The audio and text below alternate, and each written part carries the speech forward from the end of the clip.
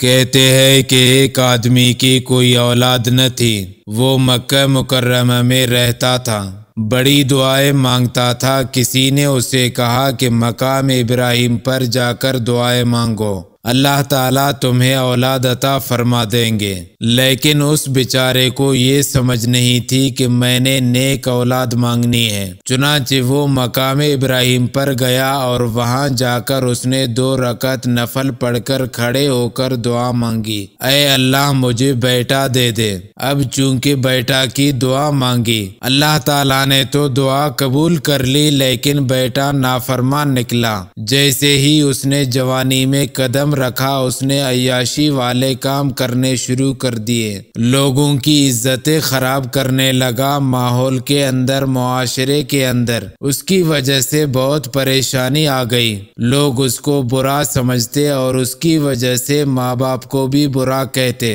حتیٰ کہ اس نوجوان نے ایسے بدمعاشی کے کام کیے کہ ماں باپ کانوں کو ہاتھ لگاتے۔ باپ بڑا پریشان ہوا، بچے کو سمجھاتا، اس کے کان پر جوں تک نہ رینگتی، اس کو تو جوانی کا نشہ چڑھا ہوا تھا، وہ بات کو ایک کان سے سنتا اور دوسرے کان سے نکال دیتا، بری صحبت میں پڑ چکا تھا، برے کاموں کی لذت پڑ چکی تھی، اس لیے وہ اپنی مستیوں میں لگا رہتا۔ اب جتنا بھی سمجھاتا بچہ بات ہی نہ سنتا، حتیٰ کہ باپ نے ایک دن اس کو بلا کر اچھی طرح ڈانٹا تاکہ اس کو کچھ تو سمجھ آئے۔ اب سوچئے، باپ نے ڈانٹ پلائی سمجھانے کی خاطر، اصلاح کی خاطر، لیکن نوجوان آگے سے غصے میں آ گیا کہ تم نے مجھے ایسی ایسی باتیں کی، اور وہ وہاں سے نکلا۔ اس نوجوان نے بھی سنا ہوا تھا کہ فلاں جگہ جا کر دعائیں کرے تو دعا قبول ہوتی ہے۔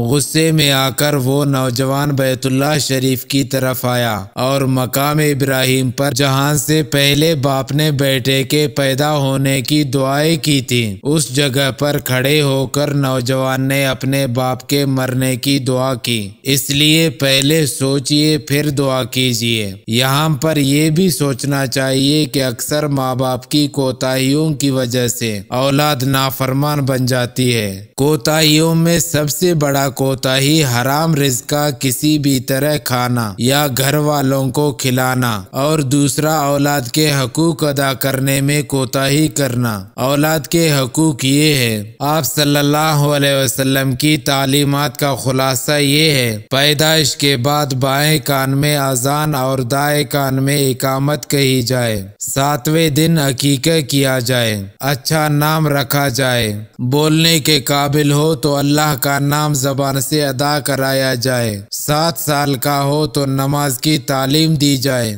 10 سال کی عمر ہو تو نماز نہ پڑھنے پر تنبیہ کی جائے، دینی تعلیم و تربیت کا خاص اہتمام رکھا جائے۔ جب شادی کی عمر ہو جائے اور مناسب رشتہ مل جائے تو جلد از جلد نکاح کرایا جائے۔ رشتہ طے کرنے میں اولاد کی رائے اور رضامندی کا خیال رکھا جائے۔